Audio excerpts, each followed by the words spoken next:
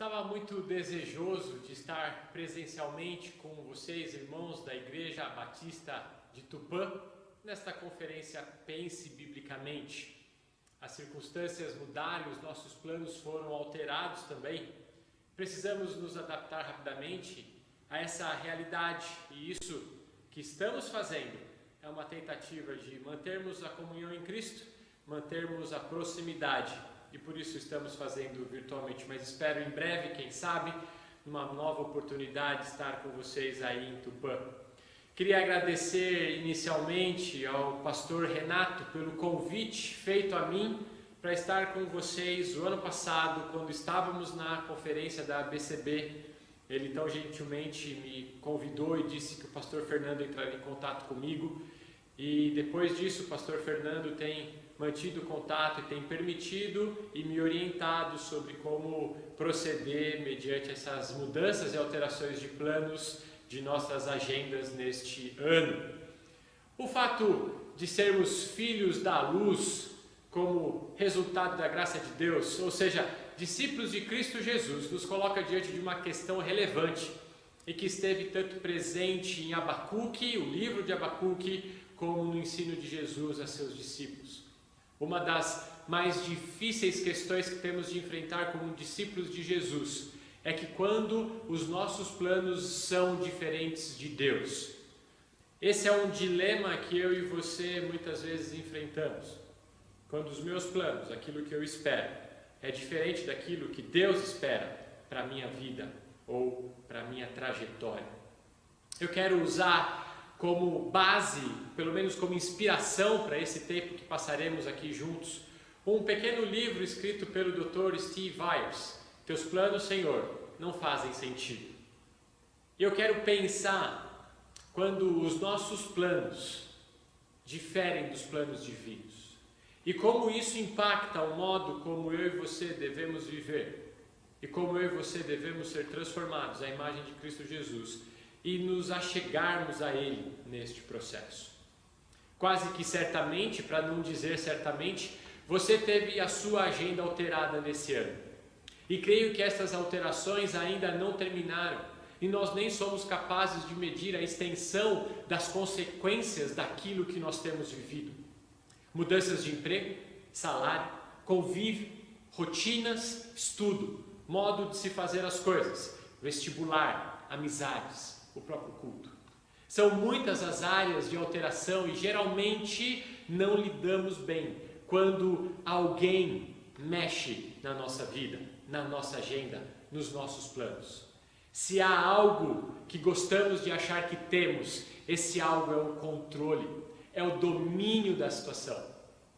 Deus, porém, nos revela dia a dia e gosto particularmente de pensar que especialmente aquele que está crescendo em sabedoria divina, essa pessoa sabe que nós não controlamos absolutamente nada em nossas vidas. Repito, não controlamos absolutamente nada em nossas vidas.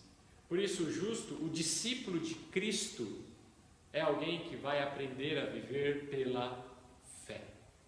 Viver pela fé tem um enfoque especial na percepção, que provém exclusivamente da Escritura, de que o homem não controla os seus dias. Deixe-me explorar um pouquinho mais isso com você. Não é que o incrédulo não perceba que ele não controla nada, ele percebe, mas ao perceber, ele não propõe uma solução, há apenas desespero e desesperança para o incrédulo. Não é assim com o cristianismo. As Escrituras deixam claro que não controlamos nada, mas propõe um caminho de esperança. Um autor que aprecio muito, chamado Francis Schaeffer, diz que não podemos tirar o telhado de alguém e não cobrir esta casa sem telhado novamente. Os pensadores humanos às vezes tiram o telhado, mas nunca o reconstroem. Veremos que Jesus, ele remove o telhado, mas também reconstrói esse telhado. Jesus está trabalhando intensamente com os seus discípulos. E eu quero convidá-lo então a abrir a sua Bíblia no Evangelho de Mateus. E o meu foco será trabalhar a partir do capítulo 16. Mas que para que compreendamos melhor aquilo que o capítulo 16 do Evangelho de Mateus nos apresenta, eu preciso voltar um pouquinho no capítulo 14 e dar um panorama geral desse contexto que vai nos levar para os questionamentos e para as dúvidas que surgem no capítulo 16 de Mateus.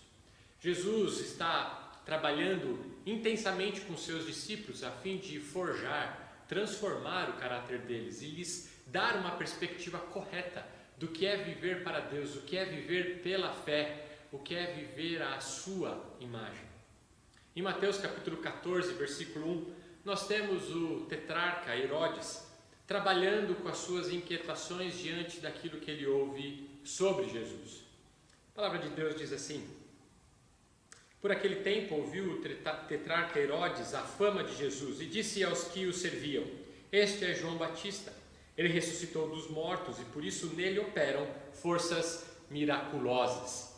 Jesus, ao ouvir que Herodes o conhecia e conhecia a sua fama, temeu. E temeu porque Herodes havia matado João Batista por causa daquele claro pecado que Herodes havia cometido. E João Batista denunciou esse pecado. E num momento específico, Herodias pede a cabeça de João Batista e Herodes tem que dar. E mata assim João Batista. Isso nós vemos aqui no próprio contexto do capítulo 14, do versículo 3 até o versículo 12. Entretanto, esse trecho não está nem na voz, na boca de Herodes, também não está na boca de Jesus. Essa é uma informação que é nos dada pelo evangelista, pelo narrador de todo o evangelho. O que sabemos a partir do versículo 13 é que Jesus, ouvindo que Herodes conhecia a sua fama, pegou um barco e fugiu e retirou-se dali num barco para um lugar deserto à parte. Sabendo, as multidões vieram da cidade seguindo por terra. É interessante que Jesus não está fugindo porque ele temia um medo humano de Herodes. Jesus sabia que talvez se Herodes o pegasse como pegou a João Batista, Herodes o mataria e aquele ainda não era o momento da morte de Jesus. Por isso ele se retira da onde estava e vai para um outro lugar. E é interessante percebermos que Herodes, ainda que não sendo uma pessoa com claras compreensões cristãs, muito pelo contrário, ele fala dessa ideia da ressurreição de João Batista. E percebemos que esse conceito de ressurreição já era um conceito presente até mesmo dentro de uma cultura ímpia, de um homem ímpio. Para esse lugar que Jesus foi, uma multidão lhe seguiu. E naquela tarde Jesus fez a sua primeira multiplicação de pães e peixes. O resultado dessa multiplicação foram 12 cestos cheios. Capítulo 14, versículo 20. Todos comeram e se fartaram, e dos pedaços que sobejaram, recolheram ainda 12 cestos cheios. E os que comeram foram cerca de 5.000 homens, além de mulheres e crianças. O que se segue a essa cena da multiplicação é Jesus andando sobre o mar. Então percebemos claramente aqui que nesse processo de trabalhar com seus discípulos, Jesus está evidentemente mostrando que ele é capaz de alimentar as pessoas, ele é capaz de controlar a natureza, a ponto dos seus próprios discípulos olharem para ele, no versículo 30 do capítulo 14, e dizerem: verdadeiramente és o Filho de Deus. Entretanto, essa afirmação que os discípulos fazem sobre Jesus segue uma afirmação que Jesus faz da fé dos seus discípulos, homens de pequena fé. Particularmente ele fala isso de Pedro. Quando Pedro, desejoso de andar sobre as águas como Jesus fazia, desce do barco e aí, ao olhar aquilo que estava ao seu redor e deixar de olhar para Cristo, ele começa a afundar. E Jesus o resgata e diz: homem de pequena fé. A confrontação com os fariseus começa a ser bastante intensa a partir do capítulo 15, nos primeiros versículos. E começaram os fariseus a perguntarem e questionarem Jesus sobre a purificação e sobre o comer sem lavar as mãos. Mas Jesus confronta os fariseus e diz que o pecado não é aquilo que entra, mas é aquilo que sai do coração humano. E Jesus claramente estabelece que a preocupação dos discípulos de Jesus deveria estar no coração deles, deveria estar com aquilo que eles alimentam em seu coração. Ao invés de se preocuparem com esses ritos existentes dentro da tradição judaica, eles deveriam pensar naquilo que eles têm alimentado na sua mente, no seu pensamento, no seu coração. Essa narrativa do ensino de Jesus automaticamente leva para uma outra história, a história de uma mulher cananeia que chega até Jesus e pede para que ele cure uma de suas filhas. E essa mulher, que nem era da nação judaica, nem tinha acesso a todos os aspectos da lei, reconhece em Jesus que ele era capaz de fazer aquilo. E no versículo 37 do capítulo 15, Jesus diz algo muito interessante. Capítulo 27, versículo 27 do capítulo 15. Ela, contudo, replicou: sim, Senhor, porém os cachorrinhos comem das migalhas que caem da mesa dos seus donos. Então Jesus disse: ó mulher, grande é a tua fé, faça-se contigo como tu queres. E desde daquele momento, sua filha ficou sã. Impressionante. Enquanto os seus discípulos duvidaram, particularmente Pedro duvidou e afundou, e Jesus fala: homem de pequena fé, essa mulher confia que Jesus podia curar. E Jesus diz: que grande fé a tua, mulher. O que segue a isso? Uma nova multiplicação. E agora sobram não 12 cestos, mas 7 cestos, versículo 37. Todos comeram e se fartaram, e do que sobejou, recolheram 7 cestos. É claro para mim, é evidente para mim, que Jesus está trabalhando no coração de seus discípulos para que eles soubessem responder aquilo que ele questionaria na sequência.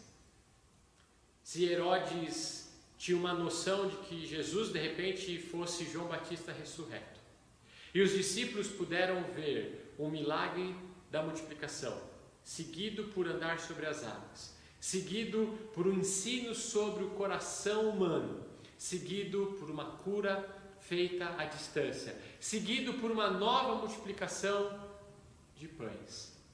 Jesus, quando entra no capítulo 16, que é onde eu quero gastar um pouco do nosso tempo aqui refletindo, claramente quer ensinar os seus discípulos, quer transformar a compreensão dos seus discípulos sobre como eles deveriam viver a vida deles à imagem de Jesus. Mateus 16 abre com um pedido por parte dos líderes religiosos da nação de Israel. E com isso, torna-se clara a rejeição da nação ao ministério de Jesus. Há uma constante solicitação de sinais. E a maior evidência de que a nação não reconhece Jesus é que essa liderança pede sinais e sinais. Mateus 16, verso 1. Aproximando-se os fariseus e os saduceus, tentando, pediram-lhe que lhe mostrasses um sinal vindo do céu. Quando olhamos para 1 Coríntios capítulo 1, versículos de 21 a 25, Paulo ali diz que os judeus pedem sinais enquanto os gregos pedem a sabedoria. É evidente aqui percebermos que essa busca por sinais era uma tentativa de tentar colocar Jesus à prova. Porque em todo o Antigo Testamento, Deus se manifestou por meio de diversos sinais. O Êxodo é uma sequência de sinais miraculosos, onde a nação poderia saber e crer realmente que Yahvé estava libertando o povo. E Jesus, quando se mostra e se revela como sendo Deus, se coloca numa posição muito clara de sua divindade. Mas os judeus, não querendo crer, pedem que sinais como aqueles que eles viram no Antigo Testamento sejam manifestos por Jesus. Mas como acabamos de ver, e eu já contei para vocês brevemente, são muitos os sinais que Jesus já havia feito. Mas mesmo assim, eles querem mais. Eles querem outro. Eles nunca estão satisfeitos. Um coração endurecido, um coração endurecido como dos líderes da nação, dos fariseus e dos saduceus, ele nunca estará satisfeito com os sinais que eles têm. E por isso eles nunca são quebrantados. Somente aquele que é quebrantado pelo Deus Trino é capaz de compreender, através dos sinais, quem Jesus é, quem Deus é, qual o papel do Espírito Santo na nossa vida. Porém, a necessidade de Jesus desenvolver o seu ministério é evidente à medida que esses líderes rejeitam a Ele como o Messias de Deus. Se a liderança da nação não compreende quem Ele é, e os seus discípulos estão lutando, evidentemente Jesus tem que trabalhar, tem que discipular, tem que agir para a transformação do coração dos seus discípulos. Versículos de 2 a 4. Ele, porém, Jesus, lhes respondeu: chegada a tarde, dizeis, haverá bom tempo, porque o céu está avermelhado. E pela manhã, hoje haverá tempestade, porque o céu está de um vermelho sombrio. Sabeis, na verdade, discernir o aspecto do céu, e não podeis discernir os sinais dos tempos? Uma geração má e adúltera pede um sinal, e nenhum sinal lhe será dado, senão o de Jonas. E deixando-os, retirou-se. Jesus confrontou os fariseus e os saduceus, dizendo: vocês são capazes de identificar tantos sinais da natureza, e a partir desses sinais da natureza notar se vai chover ou não, mas vocês não são capazes de perceber quem eu sou. Só resta um sinal, esse sinal é o de Jonas. E Jesus vai explicar isso depois da narrativa. Não é o seu papel agora explicar. E aí ele se retira dali. E se retira juntamente com os seus discípulos. E os discípulos de Jesus ficaram um pouco em dúvida sobre o que Jesus queria dizer. E esses discípulos em dúvida, que precisam ser transformados, agora são confrontados por Jesus em suas percepções da vida. Versículo 5 até o versículo 12. Ora, tendo os discípulos passado para o outro lado, esqueceram-se de levar pão. E Jesus lhes disse: vede, acautelai-vos do fermento dos fariseus e dos saduceus. Eles, porém, discorriam entre si, dizendo: é porque não trouxemos pão. Percebendo, Jesus disse: por que discorreis entre vós, homens de pequena fé, sobre o não terdes pão? Não compreendeis ainda? Nem vos lembrais dos 5 pães para 5.000 homens, e de quantos cestos tomastes? Nem dos 7 pães para os 4.000 homens, e de quantos cestos tomastes? Como não compreendeis que não vos falei a respeito de pães, e sim acautelai-vos do fermento dos fariseus e dos saduceus? Então entenderam que não lhes dissera que se acautelassem de fermento de pães, mas da doutrina dos fariseus e dos saduceus. Perceba que os seus discípulos, os discípulos de Jesus, aqueles que caminhavam fisicamente com Jesus, depois de terem visto todos os milagres e sinais do capítulo 14 e 15, de terem sido ensinados para terem cuidado com o seu coração e não com aquilo que era exterior, a purificação e a lavagem de mãos. Quando ouvem Jesus aqui, eles se perguntam do pão. Se perguntam meramente daquilo que é terreno, daquilo que é material. Eles não ainda percebem a necessidade de uma compreensão mais elevada e mais aprofundada do que é a vida. Jesus então diz: não estou falando dos pães, porque pão eu já mostrei para vocês que eu sou capaz de multiplicar e dar. Eu estou falando da transformação necessária do coração de vocês, do fermento dos fariseus, da doutrina deles que eu não quero que vocês adotem. Eu quero que disso vocês se afastem e percebam que vocês precisam mudar a forma de vocês compreenderem quem eu sou. Jesus queria que eles fugissem desse ensino farisaico, que enfatiza em demasia aquilo que é terreno e não dá ênfase à necessidade de um Redentor que transforma o coração. O ensino dos fariseus não conduz a pessoa ao reconhecimento de pecado e à necessidade da mudança. O ensino dos fariseus mantém todos confortavelmente em sua condição, preferencialmente com recursos, com pães, com bens. Mas Jesus quer levar essa percepção a um outro nível. Jesus quer levar a uma percepção da necessidade da salvação, da incapacidade humana, mas da necessidade do Redentor Jesus Cristo. Isso fica bastante evidente em Marcos capítulo 10, quando no versículo 17 até o versículo 22, há aquele diálogo de Jesus com o jovem rico.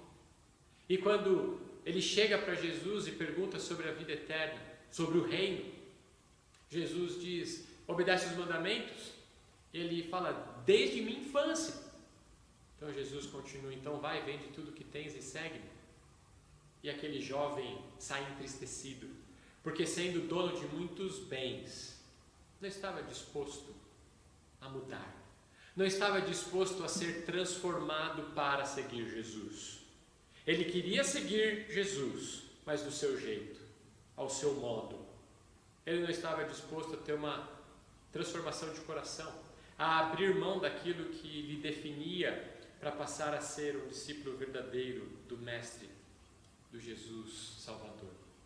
Jesus, concorde comigo, está tirando o telhado, mas ele está tirando o telhado e colocando um novo. Ele está pegando os seus discípulos e dizendo: abandonem a tradição judaica que vocês ouviram e revistam-se da nova mensagem que eu lhes dou. Sejam meus discípulos, transformando a mente de vocês. Um comentarista diz algo bem interessante sobre essa porção.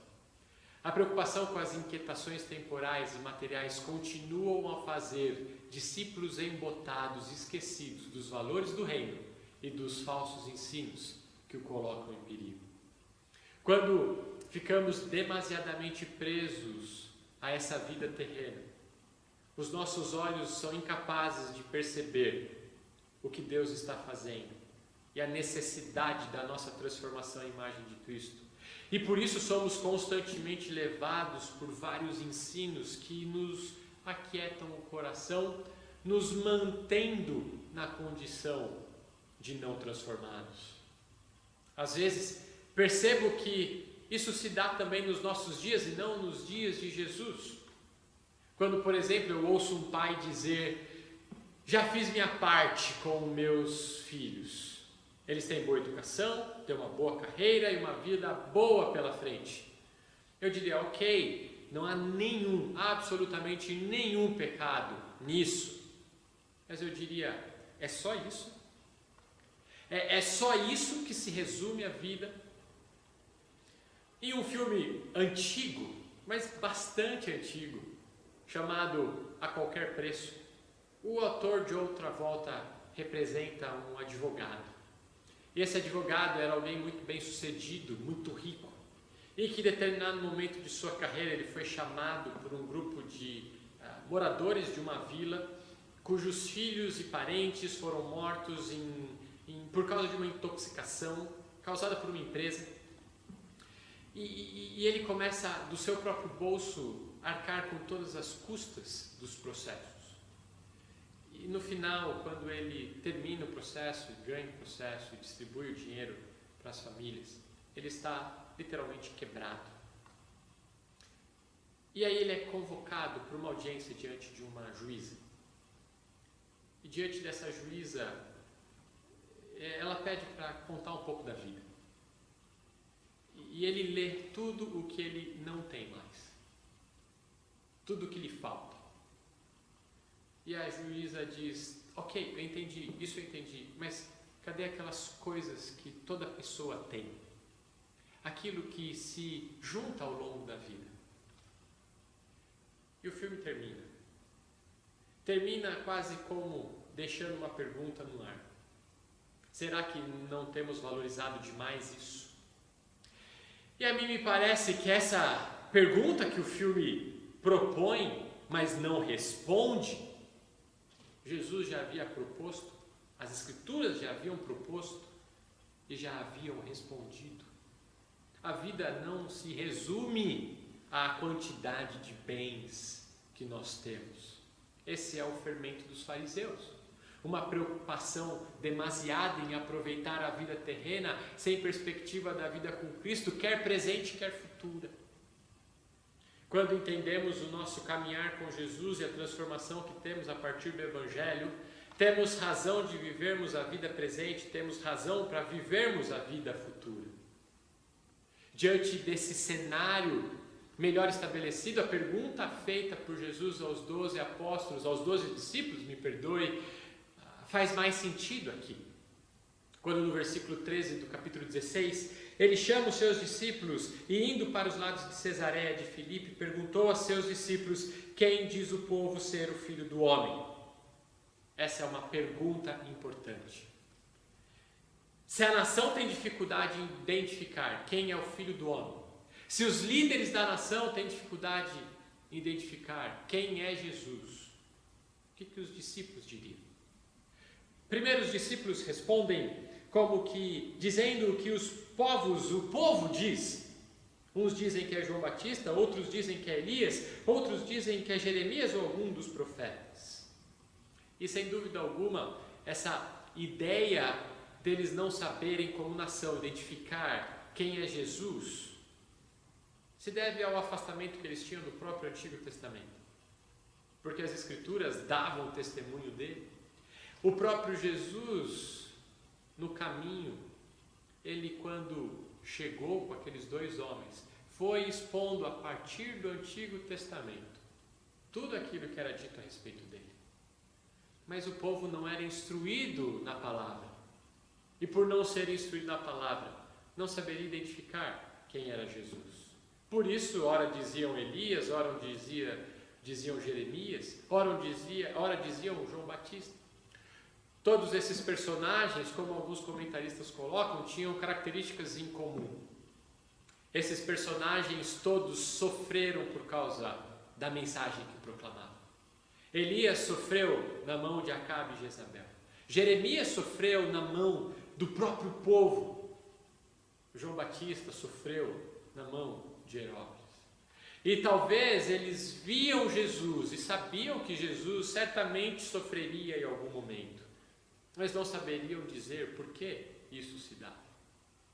O Evangelho de João diz que Jesus veio para o que era seus e os seus não o receberam.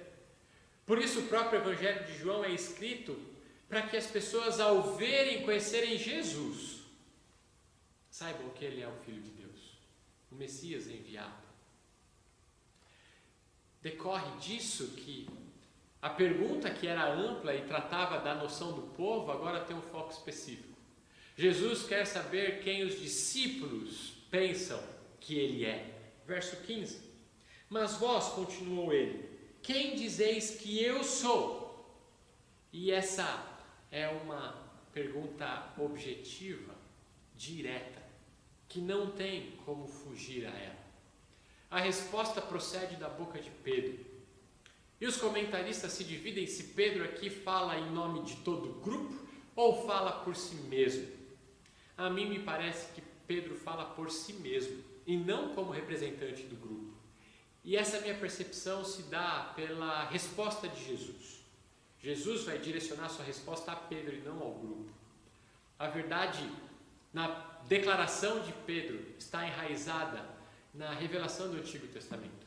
A palavra Cristo é a tradução grega para o termo hebraico Messias, que significa ungido. Olha o que Pedro disse. Respondendo Pedro, disse: Tu és o Cristo, o Filho do Deus vivo. No Antigo Testamento, o ungido, o Messias, teria funções de libertador, mas também funções do servo sofredor. Isso nós vemos em Isaías capítulo 9, versículos 6 e 7, em Jeremias 23, versículos 5 e 6, em Malaquias capítulo 5, versículo 2, ou em Isaías 53, quase todo o capítulo. Quando, portanto, Pedro faz a sua declaração de que tu és o Cristo, há um claro reconhecimento da messianidade de Jesus. E quando diz o Filho de Deus vivo, uma clara indicação de sua divindade. Jesus é Deus encarnado para ser o servo sofredor e libertador da nação. Esta forte verdade presente na afirmação de Pedro ganha vulto diante da resposta dada por Jesus Cristo: bem-aventurado és. O conceito de bem-aventurado, da bem-aventurança, Está presente tanto no Salmo 1 como no Sermão do Monte, particularmente nos primeiros versículos de 3 a 12. Mas a vida de Pedro tem que ser uma vida agora que vai viver essa bem-aventurança do reconhecimento de que tu és Cristo, o Filho do Deus vivo. E nenhuma das bem-aventuranças está relacionada, nenhuma delas está relacionada à vida terrena, mas está relacionada à vida e à vida no reino. E Pedro, ao dizer isso, terá que mudar a sua compreensão da vida para não ser mais terrena, mas ser a vida da bem-aventurança, a vida do reino, a vida no reino. Jesus está discipulando os seus discípulos. Por isso, feliz o homem que conhece essa verdade. Qual verdade? A verdade de que Cristo é o Deus encarnado, o servo sofredor e o Messias libertador, porque foi essa a verdade revelada por Pedro, ou melhor, revelada a Pedro por Deus. É o que Jesus disse no versículo 17. Então Jesus lhe afirmou: bem-aventurado és, irmão Bar-Jonas, porque não foi carne e sangue que tu revelaram, mas meu Pai que está nos céus. O conhecimento do verdadeiro Cristo só se dá por meio da intervenção graciosa de Deus em nossas vidas, que abre os nossos olhos para que enxerguemos a sublimidade da pessoa e da obra de Jesus Cristo. É isso que está escrito em 1 Coríntios capítulo 2, versículo 10. É isso que está escrito em Romanos capítulo 8, versículo 9. É isso que está escrito em 1 João capítulo 2, nos versículos 18 a 26. Notem, não são os sinais que abrem os nossos olhos, mas é a intervenção sobrenatural de Deus, por meio do Espírito, que abre os nossos olhos para que compreendamos quem é o Messias, o que é o Evangelho, quem é Cristo, quem é o nosso Salvador. Para que haja quebrantamento, precisamos que Deus quebrante o nosso coração, ou seja, precisamos que Ele nos transforme plenamente. A declaração de Pedro é tão notável que o próprio Jesus destaca: tu és Pedro. Daí a minha percepção de que Pedro não falou em nome do grupo, mas falou por si só. A continuação desse versículo tem produzido muito calor ao longo de toda a história da igreja, pois dentro da tradição católica, este versículo sustenta o papado petrino e sua autoridade. E dentro da tradição protestante, a pedra é Cristo. E parece-me que, em certo sentido, é Pedro a quem o termo pedra se refere. E é verdade que, sem dúvida alguma, também se refere a Cristo. Todavia, o fundamental neste verso é que quem edifica a igreja é Cristo. O edificador desta obra é o próprio Cristo. Paulo vai dizer isso em Efésios capítulo 1, versículos 22 e 23. Em Efésios capítulo 2, versículos de 19 a 21. Em Efésios capítulo 5, versículo 23. E 1 Coríntios capítulo 3, versículos 10 e 11. E é por este motivo, pelo fato de Cristo ser o edificador da igreja, que as portas do inferno não prevalecem contra a igreja. Pelo fato de Jesus ser o Messias, o Filho de Deus vivo, aquele que planejou e estruturou a igreja, nada poderá derrotar suas obras, nem mesmo a morte. Os discípulos de Jesus estavam sendo instruídos a pensar a vida pela perspectiva do Messias, e não mais pela perspectiva do judaísmo.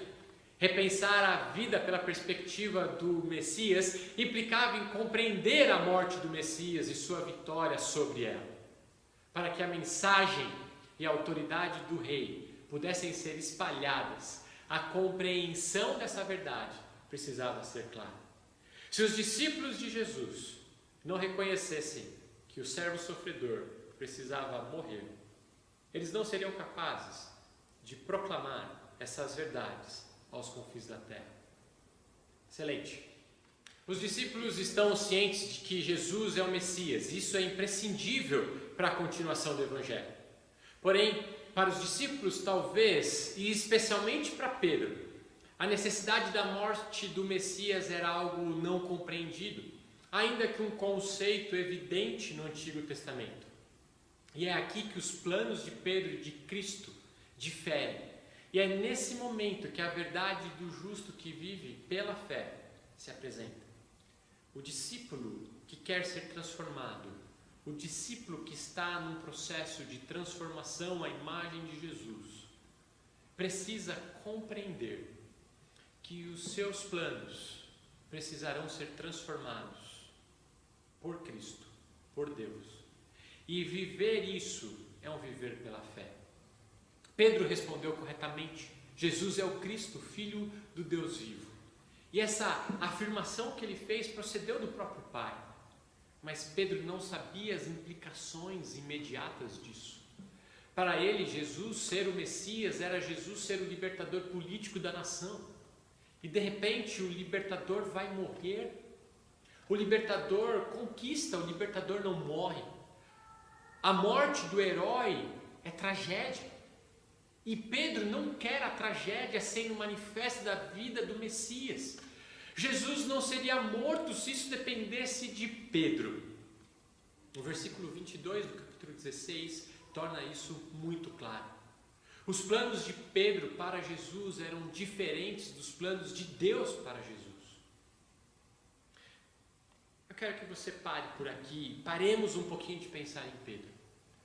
E quero voltar contigo um pouco para o Antigo Testamento, para olharmos para Abacuque. Mas por que olharmos para Abacuque? Porque Abacuque vai ter os seus planos também frustrados, assim como Pedro também teve os seus planos frustrados. Abacuque é um livro bastante conhecido por todos nós. E todos nós compreendemos que Abacuque tinha um desejo legítimo pela manifestação da justiça de Deus sobre a nação de Israel. Ele via, isso fica claro nos primeiros 4 versículos, que a nação de Israel estava sendo oprimida por pessoas ímpias. Até quando, Senhor, clamarei eu e tu não me escutarás? Gritar-te-ei violência e não salvarás. Porque me mostras a iniquidade e me fazes ver a opressão? Pois a destruição e a violência estão diante de mim. Há contendas e o litígio se suscita. Por esta causa a lei se afrouxa e a justiça nunca se manifesta, porque o perverso cerca o justo. A justiça é torcida. Por certo, tanto Abacuque como Deus concordam com o mal e a injustiça praticadas dentro da nação. Mas tão certo quanto eles concordam com isso, é que eles discordam com a solução. E os versículos de 5 a 11 mostrarão que a solução de Deus para a injustiça dentro da nação de Israel é o envio dos caldeus. Os caldeus, os babilônicos, viriam e destruiriam a nação de Israel. E o povo então seria liberto da opressão de juízes iníquos e de liderança iníqua. E o mal cessaria. Ainda que nós não saibamos qual é a proposta de Abacuque, nós sabemos que Abacuque discordava da proposta divina de solução para o problema. Isso fica evidente no versículo 12. Não és tu, desde a eternidade, ó Senhor, meu Deus, ó meu santo, não morreremos. Ó Senhor, para executar juízo puseste aquele povo. Tu, ó rocha, o fundaste para servir de disciplina. Tu és tão puro de olhos que não podes ver o mal e a opressão não podes contemplar. Por que, pois, toleras os que procedem perfidamente, te calas quando o perverso devora aquele que é mais justo do que ele? Por que fazes os homens como os peixes do mar, como os répteis que não têm quem os governe? A todos levanta o inimigo com o anzol, pesca-os de arrastão e os ajunta na sua rede varredora. Por isso ele se alegra e se regozija. Por isso oferece sacrifício à sua rede e queima incenso à sua varredora. Porque por elas enriqueceu a sua porção e tem gordura a sua comida. Acaso continuará por isso esvaziando a sua rede e matando sem piedade os povos? Abacuque reconhece que Deus é santo. Abacuque reconhece que Deus é poderoso e poderia agiu de outra forma para trazer justiça na nação de Israel. Mas Abacuque não entende porque ele usa um povo mais ímpio do que a nação de Israel para punir a nação de Israel. E ele descreve muitas das características do povo caldeu, o povo arrogante, que se fartava de suas glórias e se fartava daquilo que vinha dos despojos de guerra. Isso é incompreensível para Abacuque. Ainda que a sua percepção da maldade estivesse correta, ele discordava de Deus com relação à solução. Sua inquietação com os planos de Deus se revela nesses versículos, pois ele não compreende que aquele modo de Deus tratar resolve seu dilema e o mal. E de fato, para ele, aparece um pouco contraditório. Abacuque capítulo 2. Por-me-ei na minha torre de vigia, colocar-me-ei sobre a fortaleza e vigiarei para ver o que Deus me dirá e que resposta eu terei à minha queixa. As aparentes contradições que nós humanos vemos em certas situações se constituem mais enganos do nosso coração do que numa lógica apurada ou numa coerência de pensamento. Decorre dessa incompreensão de Abacuque o novo pronunciamento de Deus a Abacuque, onde há a certeza de que Deus punirá tanto a nação quanto o caldeu. Fica bastante claro. Verso 2. O Senhor me respondeu e disse: escreve a visão, grava-o sobre tábuas, para que o possa ler até quem passa correndo. Porque a visão ainda está para cumprir-se no tempo determinado. Mas se apressa para o fim e não falhará. Se tardar, espera-o, porque certamente virá, não tardará. Eis o soberbo, a sua alma não é reta nele, mas o justo viverá pela fé. O justo viverá pela fé. Deus está pedindo para Abacuque escrever em letras garrafais, para que quem passasse correndo pudesse ler: eu punirei o ímpio, eu punirei a injustiça, quer seja a injustiça na nação, quer seja a injustiça do caldeu. Hoje eu uso o caldeu para punir a nação, mas eu punirei o caldeu por causa da injustiça que eles cometerão, porque o Deus Santo não coaduna com a injustiça em nenhuma medida. E aquilo que era incoerente se mostra plenamente coerente. Aquilo que para Abacuque não fazia sentido tem grande expressão de sentido quando estamos diante da grandeza da justiça divina. O que acontece agora é que Abacuque muda da sua queixa para adoração. E ele começa a perceber, e vemos isso no capítulo 2, nos versículos 6, no versículo 9, no versículo 12, no versículo 15, no versículo 19, o modo como Deus puniria o caldeu. E aí no capítulo 3 ele termina esse grande livro, não pelo tamanho, mas pela verdade contida, adorando a Deus e louvando a Deus, que tirou o seu telhado e reconstruiu, que tirou a sua justiça própria e reconstruiu com a justiça divina. Deus transformou o coração de Abacuque. Agora, quando voltamos para Mateus, percebemos que Pedro fala. E Pedro fala: o Senhor não morrerá. Mais uma vez que Pedro falou que o Senhor não morreria, Jesus agora fala. E a fala de Jesus é bastante dura, arreda Satanás. Não é que Pedro seja Satanás, mas que Pedro age como um adversário, um dos possíveis sentidos da palavra grega aqui. Pedro age como o próprio Satanás, que buscava de toda forma impedir que Cristo morresse, pois Satanás sabia que a morte e a consequente ressurreição de Jesus eram a sua derrota definitiva. O primeiro pensar de Pedro foi conduzido por Deus: tu és o Cristo, o Filho de Deus vivo. E foi correto. O segundo pensar de Pedro foi humano e foi incorreto: o Senhor não morrerá. Tanto Abacuque quanto Pedro, quando consideraram a vida pela perspectiva apenas terrena, erraram em suas avaliações. Jesus está instruindo os seus discípulos, está os discipulando.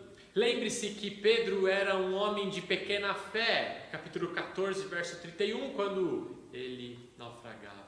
E aquela mulher cananeia era uma mulher de grande fé.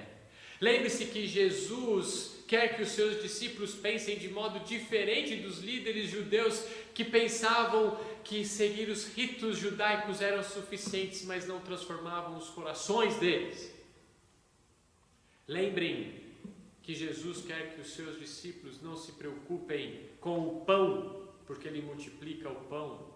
Ele quer que os seus discípulos percebam o fermento da doutrina dos fariseus. Jesus quer que os seus discípulos pensem a partir de uma perspectiva que não é humana. Jesus quer que os seus discípulos pensem por uma perspectiva que é divina. Jesus está instruindo os seus discípulos e os reúne. Quem quer vir após mim, a si mesmo se negue, tome a sua cruz e siga-me. É evidente que Jesus está falando de uma profunda identificação com Ele, que fundamentalmente passava por renunciar a um modo terreno e desprovido de fé, para um modo de pensar instruído por Deus e dependente de Deus. E isso fica nítido nos próximos versículos de Mateus 16.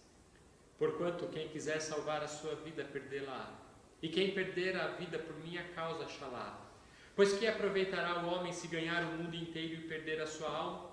Ou que dará o homem em troca da sua alma? Os discípulos pensavam a vida materialmente.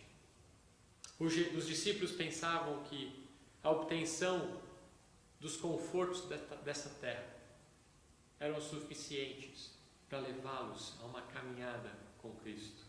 Jesus confronta e ensina os seus discípulos com a pequena fé deles e com a perspectiva reduzida da vida que eles alimentavam.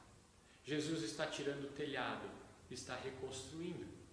Mas o ensino de Jesus ainda não acabou, pois Jesus agora instrui algo que o discípulo precisa ter em perspectiva para caminhar em sua identificação diária com Cristo. A vida não se resume à jornada terrena. Há uma esperança definitiva para aquele que diariamente nega-se a si mesmo e assume o viver pela fé. No momento em que nego algo, preciso substituir por outro algo. É um paralelo aqui com a nossa própria santificação progressiva. Aquele que mentia, não minta mais, antes fale a verdade. Aquele que roubava, não roube mais, antes trabalhe. Mas não trabalhe só para a sua subsistência, trabalhe também para ajudar quem precisa. É a mudança completa. Negar-se a si mesmo é deixar o modo de pensar terreno humano e é começar a pensar por algo novo, uma perspectiva que não é só terrena, mas tem uma perspectiva eterna.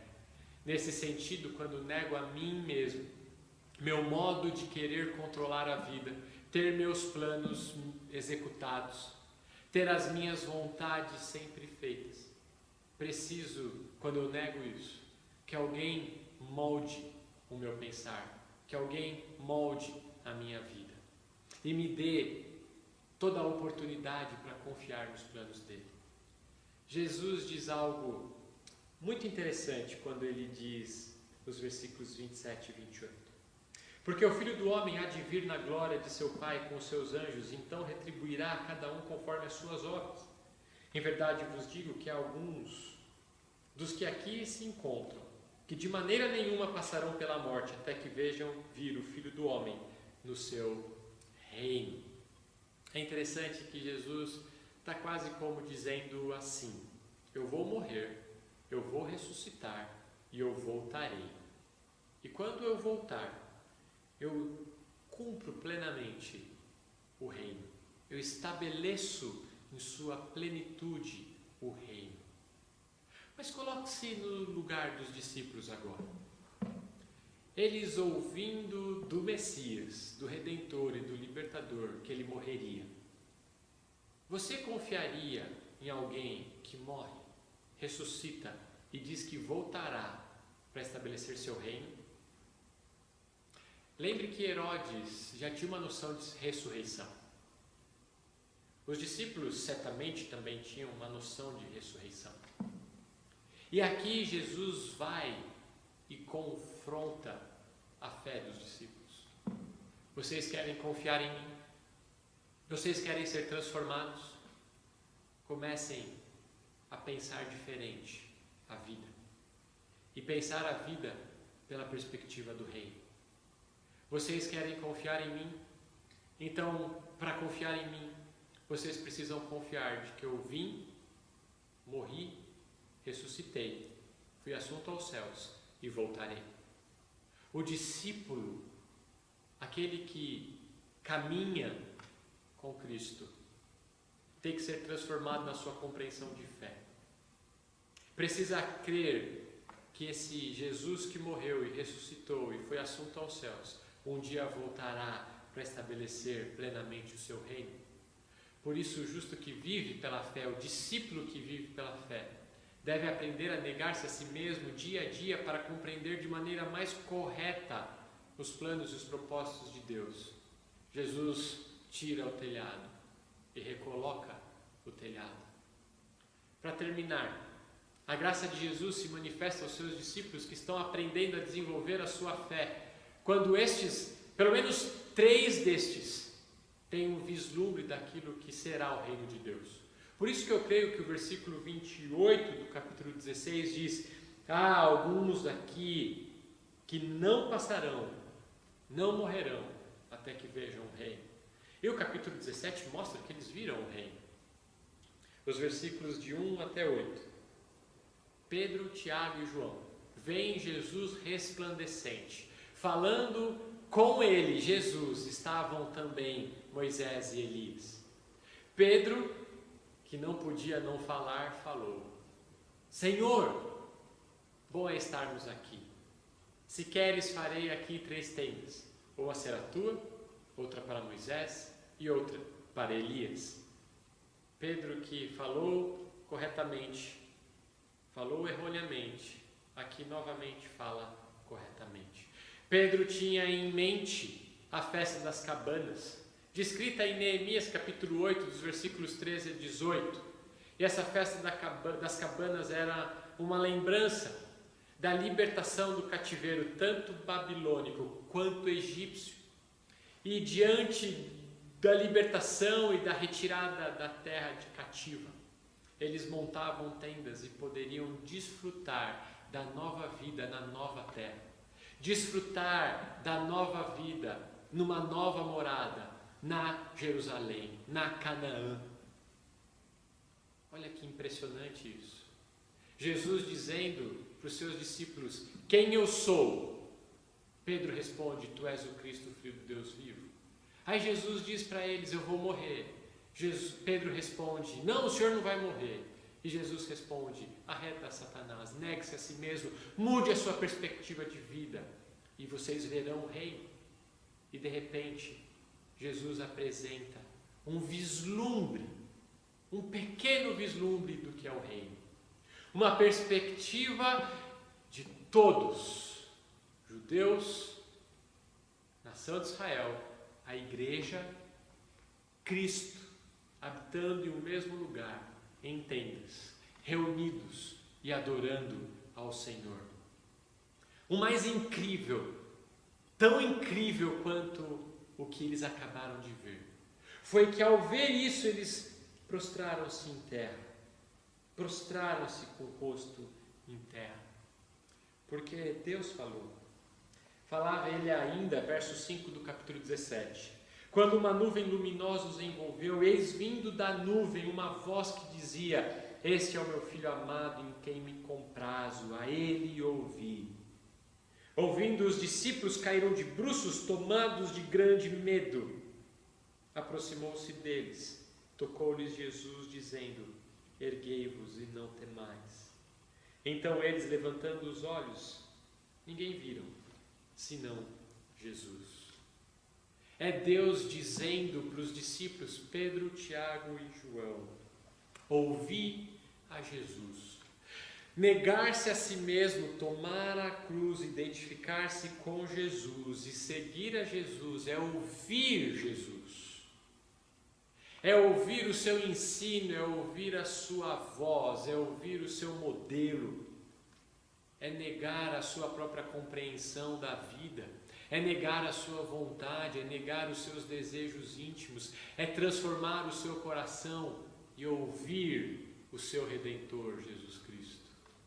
Ser transformado à imagem de Jesus é ouvir a Jesus e não ouvir o seu coração enganoso, porque quem ouve o coração enganoso é o fariseu, é o saduceu, que está mais preocupado com as coisas terrenas e essa vida nessa terra, do que pensar a vida pela perspectiva divina. Pensar a vida com fé e caminhar pela fé. E quando você ouve a voz de Jesus diz para você: erguei-vos e não temeis. Porque Jesus, com os seus discípulos, caminha. Jesus, os seus discípulos, capacita. Negue-se a si mesmo, tome a sua cruz e siga. Se os planos de Deus parecem não fazer sentido, confie nos planos de Deus e não nos teus. Pois nos planos de Deus, nós já sabemos, inclusive, o resultado. Habitaremos com Ele no seu reino. Desfrutaremos da presença dEle no reino dEle. Habitando neste reino, em sua presença, com todos os santos redimidos. Ele reina e Ele cuida de seus filhos. As palavras de Deus continuam ecoando em nosso coração. Ouça a Jesus. Ouça a Jesus. E Ele ergue e cuida de você. Os discípulos agora sabem o que responder. Quem tu és? Tu és o Cristo, o Filho do Deus vivo, aquele que morre, ressuscita e retorna para estabelecer o reino. E é a tua voz que nós queremos ouvir, negando a nós mesmos e seguindo ao Senhor. Quero convidar você a curvar a sua cabeça e louvar ao Senhor pela possibilidade que Ele nos dá de sermos transformados por esse Jesus a quem nós devemos seguir e ouvir a voz.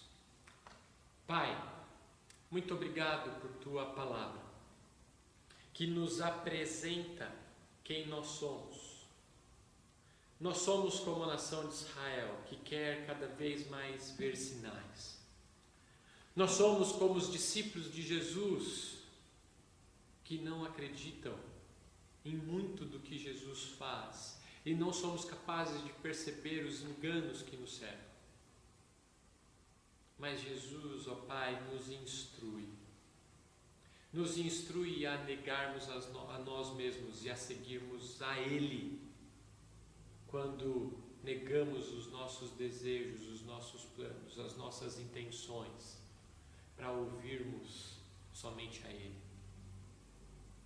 A transformação que o discipulado pede é uma transformação que nos faz ouvir somente uma voz, a do nosso Mestre Redentor.